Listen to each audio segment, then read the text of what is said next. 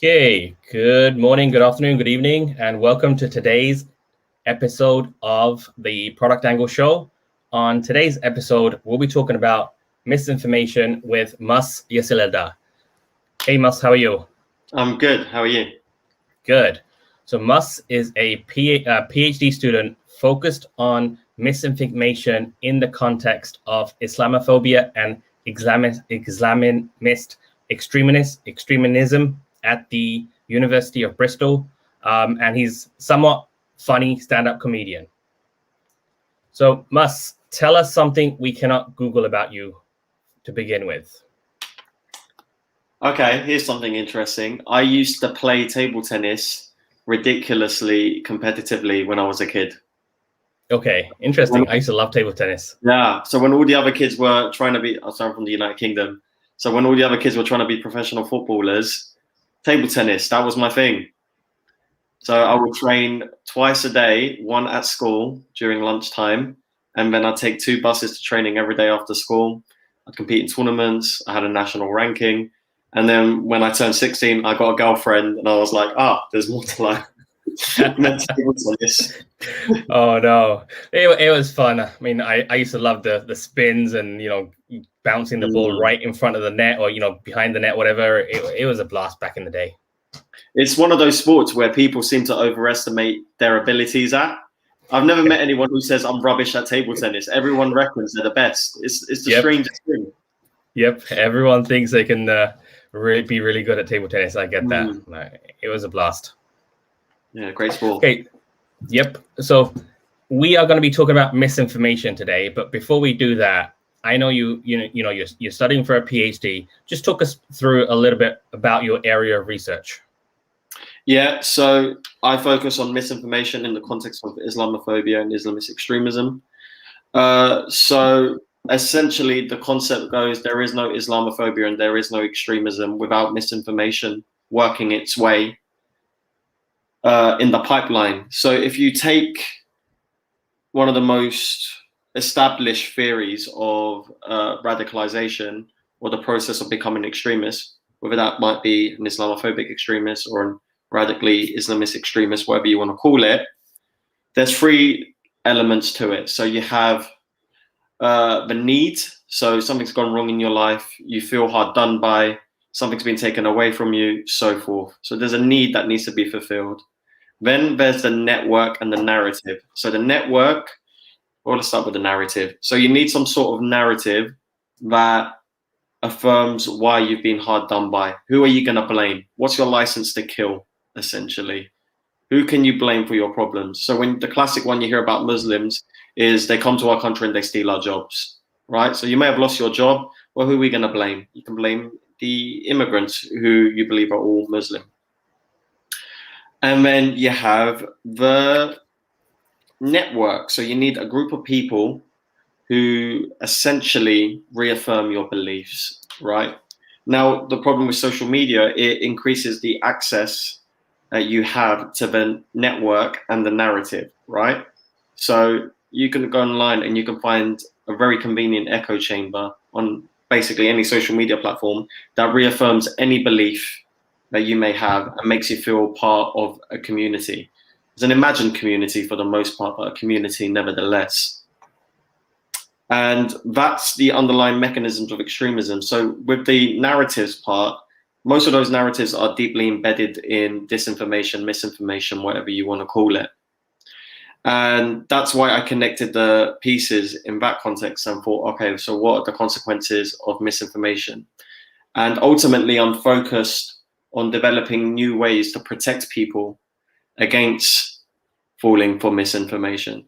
So if you look at a lot of the research, we know it's very difficult to debunk misinformation, right? Once the damage has been done, it's very hard to undo the damage.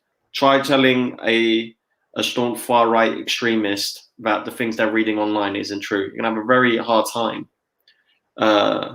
convincing them of that. Or a vaccine conspirator that the vaccine is completely safe. You're gonna have a very hard time. So we work on a theory called inoculation theory. So we basically want to preemptively protect people against falling for misinformation. And we get the idea from vaccinations. So with any kind of virus, well, with some viruses, you can inoculate people against it. You can give them the antibodies to increase their resistance to that virus. Well, we can do the same thing with misinformation. We can give people the mental antibodies to detect misinformation. And by mental antibodies, we mean teaching them the persuasive techniques that are being used against them. So things like hasty generalization, polarizing speech, invoking emotion, these are the techniques being used against them. And our research shows that if you teach people the techniques that are being used against them, they're less likely to fall for the misinformation. And that's where our research is at right now.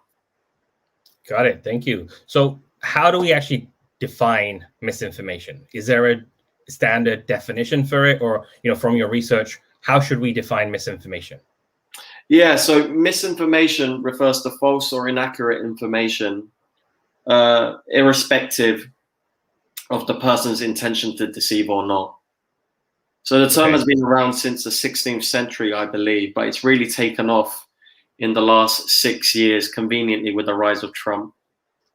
And often it does get it's kind of tangled up with words like fake news and disinformation. So now, what is disinformation? Is it the same thing, or is there a difference between the two? Sure. So disinformation, in terms of its history, is a bit of an older word. I believe it has French roots. That's from the 17th century. And again, false or inaccurate information, but it's generally used in more political contexts. And there's this idea that there's more of an active part being played to deceive. So that's generally the difference between misinformation and disinformation. But personally, I don't see much problem with people using it interchangeably, but it has seemingly formed these two kind of camps in terms of their definitions. Got it. So now, how do we communicate to somebody if somebody believes that they are right, mm-hmm. but yet there's no proof, through science or governing body, but they believe it to be right? How does that play into misinformation? Well, you just asked if I had the answer to that question, I might be a billionaire.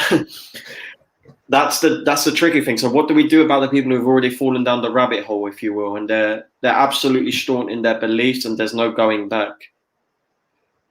That's a very tricky question, and there's no clear method of debunking conspiracy theories and misinformation in general when people firmly believe it to be true. That's why I mentioned the concept inoculation, because it's more of a productive strategy, because you're getting in there before the damage is done. Once the damage is done, the research shows it's very difficult to change people's mind. It's called the continued influence effect. So regardless of corrections, sometimes the strength of that memory, of that misinformation, kind of overrides the correct information. And it's also tied into worldviews and motivated reasoning, confirmation bias.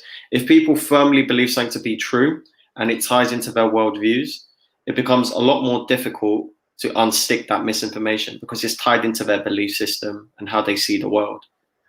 If you are going to try and debunk, these are some strategies that are put up by my supervisor, Stephen Lewandowski, who wrote the Debunking Handbook. I recommend people to look that up if they're interested in this more.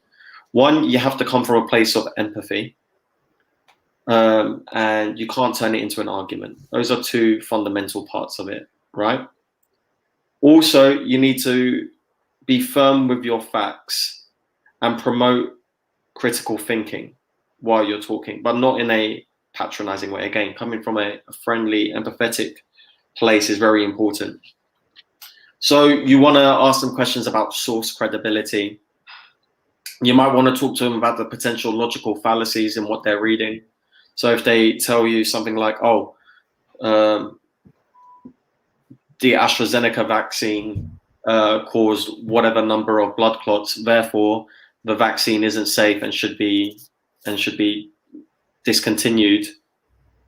Or you can say, well, that's a hasty generalization you just made, because you took a small amount of evidence that you haven't confirmed yet, and you've jumped to a general conclusion without having all the evidence. So pointing out these kind of logical fallacies we find is very helpful. And continuously restating facts is also helpful. But again, back to the caveat that I set out at the start of this, it's very difficult. It is very difficult. It is. I mean, if we talk about social media now, user-generated content is so popular among social media, right? And it's so easy for somebody to put something out there. All of a sudden, it gets shared X amount of times, gets brought up to the top, but it could be misinformation.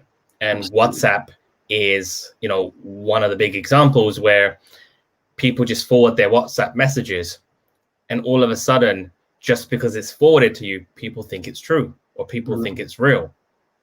And what are some of your thoughts on misinformation on social media? To begin with, and I'll get to the specifics. Sure. So people who say that misinformation on social media, you hear this kind of narrative. Mostly it's from people who don't spend too much time on social media. They say, oh, isn't that just a Twitter argument? So no, these arguments and this misinformation has very real world consequences. So let's take anti-refugee attacks as an example, right? So people wanted to affirm whether hate speech, which again, misinformation is tied into hate speech very closely. So we'll take that as an example. So people wanted to check whether there was a causal effect of anti-refugee hate speech on real-world attacks on refugees. So they ran a causal study, right? This is so interesting that they did this. So they took local areas in the United States and they checked those areas for Facebook, when Facebook was down, or broadband shortages in those local areas. And they mapped out the number of anti-refugee attacks in each of those local areas. Now, when the broadband was down, or Facebook was down in general as a company, refugee attacks disappeared. Really interesting. And there are many studies that have shown that. So there's another interesting study that shows that participants who were randomly asked to deactivate Facebook 10 weeks prior to an election, before an election, showed less polarizing beliefs in comparison to participants who didn't deactivate Facebook up to I think it was a midterm election in the United States. And polarization, again, is deeply tied to misinformation. So absolutely, misinformation has real world consequences. And we know from case studies such as Cambridge Analytica how powerful it can be. And the Brexit campaign and Donald Trump, these are all these things. I mean, if Donald Trump did one thing correctly, is he kind of opened the conversation to the mainstream about the consequences of fake news and misinformation, because people weren't really talking about it as much before the run up to the 2016 election. True. That's true. Do you feel that there's one social network that handles misinformation better than the others, or are they all, trying to do something? Where do you fall in, in terms of the social networks? Sure. So if I had to rank the social media companies, let's take Twitter, Facebook, YouTube. So big ones. Yeah. I would go Twitter is probably doing, I would say YouTube is probably doing the best job. Okay. Then I would say Twitter. Then I would say Facebook is dead last at the moment. Okay. I can map out a few reasons if you like. Why? Absolutely. No, absolutely. Love to hear that. So, what a good thing that YouTube and Twitter does is they essentially let you look under the hood of the social media platform more so than Facebook does. So, as a researcher, I can scrape people's tweets off Twitter and then analyze them for sentiment, analyze them for misinformation, and I can do that with 20,000 tweets at a time. Fantastic. Okay.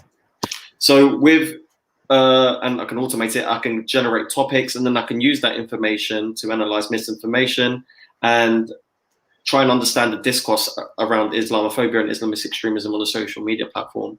And that's not only good for academia, but then I can put that out and then raise awareness about these issues and hopefully educate people in some way or the other. Or even Twitter can take it on board and do something about it themselves. With YouTube, I can scrape people's YouTube comments and analyze those for sentiment and topic and misinformation, and try and draw up some practical suggestions from there. Or even better, I can simulate to a certain extent, not with a complete high degree of accuracy by any means, but to a certain extent, I'm legally allowed to try and simulate the YouTube recommender system to identify how far away you are from problematic content, such as extremist content, at any given point from a starting point. And I can put a hard quantifiable number on that. Facebook doesn't have an open API to the public, so I can't go on there and scrape people's Facebook posts legally and then do those kind of analysis. Also, Mark Zuckerberg and Facebook in general have made a series of terrible mistakes, particularly with the Cambridge Analytica issue, where their transparency is quite poor compared to the other compared to YouTube and Twitter. So that's why I kind of rank them in that order. It's their transparency and their willingness to work with people to create a safer social media platform. Got it. And you mentioned inoculation earlier. Mm-hmm. What is that? And can you describe, explain that a little bit? Yeah, so just to go into further detail about inoculation. So the idea of inoculation theory is to increase people's resistance to misinformation. So as I said, we conceptualize misinformation as a virus that spreads online. And the thing about a virus is you can protect people against it, you can inoculate people against it. So we're trying to give people the mental antibodies to detect misinformation. So that's teaching them about the logical fallacies embedded in misinformation and giving them the correct facts before they might be exposed to it. Now, the cool thing about inoculation is that it increases people's general resistance to misinformation, not only just about one given topic. So if I inoculate you before you're exposed to Islamophobic misinformation, there's evidence to suggest that will increase your resistance to another topic of misinformation, such as climate change denial. So, okay. And they don't really have to be that long, to be honest. They can be very short clips. They can be 20 seconds long. Going on from that, they don't even have to be that detailed. So generally an inoculation message has two parts of it: a forewarning of manipulation. So we pre-warn people. Yep. And then we explain to people the strategies where they might be misled. So there's two parts to an inoculation, and you can really, I've seen some that are under a minute long, but even something as simple as a pop-up that says think twice before sharing this, or a message that's saying, hey, we noticed you're about to share this article, but it seems like you haven't read all of it. We strongly recommend you to read it before you share it. Stuff like that can decrease people's chances of spreading misinformation quite significantly. So all these strategies that kind of tie into inoculation could have real practical utilities if they're used by social media companies. Is it social media companies' job to do all this, or do you think it's more down to the individual to be trained or aware of these issues? Yeah, I believe there's truth to both sides of those arguments. So do social media companies have social responsibility that they need to oblige to? Absolutely. Yes, I think I just lost you. I can't hear you. Can you hear me? I can hear you.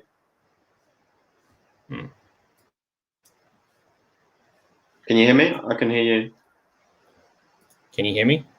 Yes. I can't hear you now. Interesting. How about now?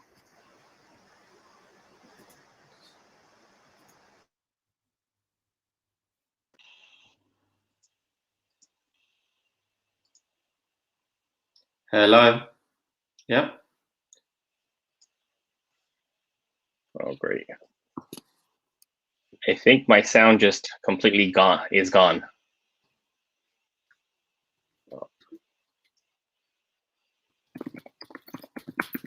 Say something now. I can hear you.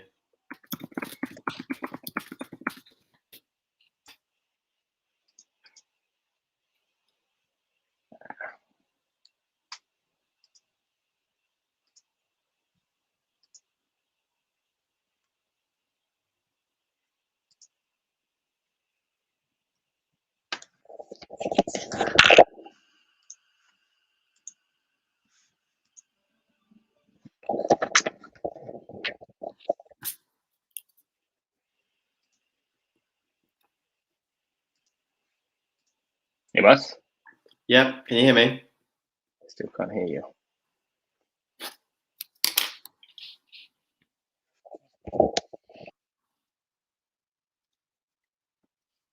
Say something again. Hi. All right. For some reason, my AirPods are fully connected, but they're not working. But I can hear you through. So, Okay, cool. all right. Sorry about the thing. What I sneeze job trying is it? You're echoing. Yeah. Now. What is that? Yeah, bad echo.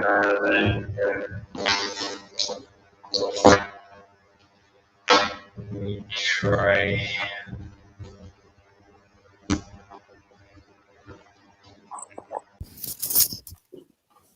Is that any Yeah, better? that's much better. All right. Sorry about this. It's No worries. I don't know what's going on. No Yeah. worries at all. So I was asking. Thank you. So, is it social media companies' responsibility to try and inoculate people, or is it the general public's responsibility to be more aware of such issues, or is it a bit of both? Yeah, well, some of these social media companies have far too much power for them not to be obligated to some sort of social responsibility. So, as I echoed previously about some of the real world consequences of misinformation that is spread on social media, the consequences are far too severe for them not to be engaging in some sort of social responsibility. And I believe inoculation strategies and creating an information architecture that promotes accurate information over inaccurate information is critical for their social responsibility and going forward. But again, yeah, there is individual responsibility. So some colleagues call it epistemic vigilance, right? So individuals taking a stance and actively reporting misinformation for one, but also they need to be taught how to detect it. So critical thinking, critical media literacy to be taught in schools, I think is essential. Finland has already started doing that in their schools to quite a high degree of success. Yeah, I think there's truth to both sides of that argument. Got it. So, what would you say to a product manager as they are, working in social media companies looking to build social media networks? What would you tell them? Sure. So, to a certain extent, I sympathize for people who are working in these social media companies. I mean, let's say you work for Google, right? Such a huge company, and you work for the misinformation team at Google, or the counter extremism team at Google, whatever they're called. Pardon me. Now, you've been hired to do a job to minimize extremism and misinformation spreading on that platform. However, there's also some people who have a responsibility on the product management side of things to enhance clicks and engagement with the content. Let's take YouTube as an example. The more time a user spends on the platform, the more money YouTube essentially makes because it's more ad viewing time, right? So straight away, in a company that's worth billions, there's a conflict of interest between departments, and that's not an easy conflict to dispute because 9 times out of 10, the company has to choose between social responsibility and profit. I think profit's going to win most days of the week. However, before I'm going to say next, I think I need to preface a few more things. So the product manager might want to minimize clicks, right? Because let's take Clubhouse, for example, where we met. If I go on Clubhouse, a notification comes up on my thing. So I've got one right now. So conversation station connections with inspiration and motivation. A room has just been scheduled for right now. All I have to do now is swipe right. I'm in the room. I'm listening. Now, what happens if Clubhouse introduces a new click, right? An extra step where I have to now see some sort of inoculating message or a pre-warning about the history of this room or so forth.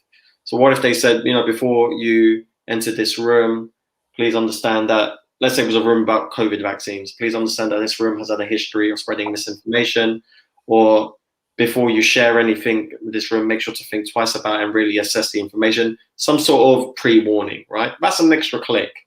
Now, in the mind of the user, potentially that might be one barrier to entry too many, and it will reduce the chances of people entering. So a lot of these social media companies are trying to minimize the number of clicks it takes for a person to engage with other people or with the content. Now, to integrate these kind of inoculating messages or these pre-warnings, you have to change the information architecture on these social media platforms, which might conflict with that need to minimize clicks. So straight away, there's a bit of a tension there. However, one thing I would say to product managers and these companies in a more general term, eventually people are going to be fed up being lied to. And people are going to demand for social media companies to take more action. So if you take, most of your listeners are from the United States, they may not know about this, but there's going to be a Premier League boycott of social media. I believe it was last week or next week it's going to happen, where footballers boycott social media platforms because of racism, right? Yeah. So people are sooner rather than later, people are going to get fed up of this kind of problematic content and misinformation, disinformation, whatever you want to call it.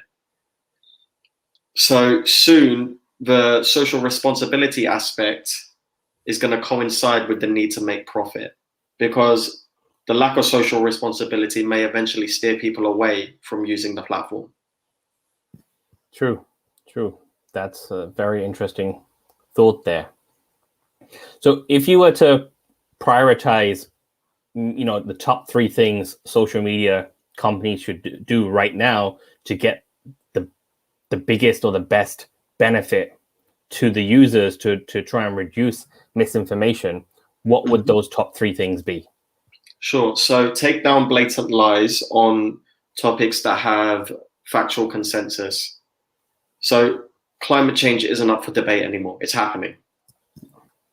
97% of climate scientists believe that climate change is one of the biggest problems facing our society today, whereas United States has the second largest number of climate change deniers in the world per capita or something like that, something crazy like that.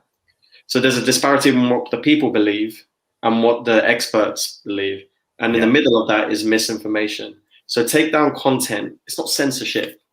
It's not invading anyone's rights of freedom of speech, because what about people's right to hear accurate speech, which isn't talked about enough? So take down lies that go beyond consensus. Promote accurate voices and expert voices over Dave from the supermarket who's got an idea about why people shouldn't have the vaccine.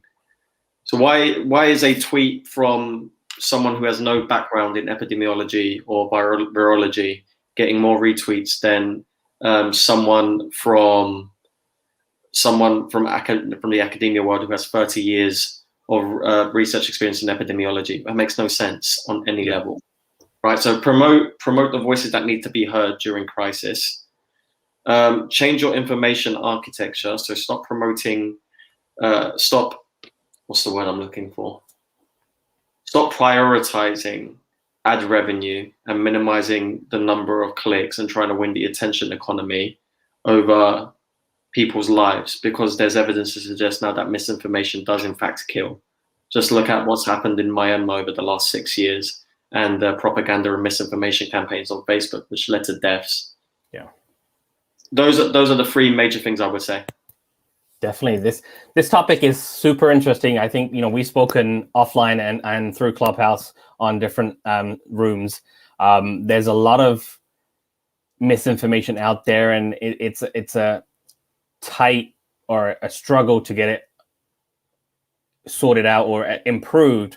But, this has been fantastic. Thank you so much for sharing your thoughts. And I'd love to keep in touch. And, as you do more things and learn more things, feel free to share them with me. I'd love to. Thank you for having me. Thank you.